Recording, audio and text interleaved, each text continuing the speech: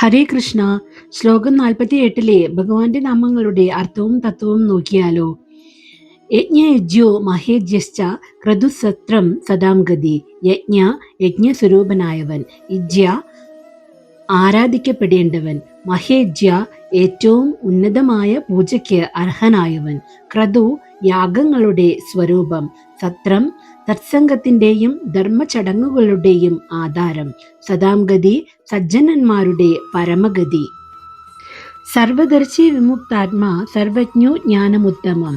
സർവദർശി എല്ലാം കാണുകയും അറിയുകയും ചെയ്യുന്നവൻ, വിമുക്താത്മാ ബന്ധനങ്ങളില്ലാത്ത പരമാത്മാവ്, സർവജ്ഞ സർവവും അറിയുന്നവൻ, ജ്ഞാനമുത്തമം പരമജ്ഞാന സ്വരൂപൻ എന്നും അർത്ഥം. ഭക്തിയോടും സത്യധർമ്മങ്ങളോടും കൂടിയ ജീവിതമാണ് മനുഷ്യനെ പരമജ്ഞാനത്തിലും മോക്ഷത്തിലേക്കും എത്തിക്കുന്നത് എന്ന് തത്വം. സർവം കൃഷ്ണാർപ്പണം.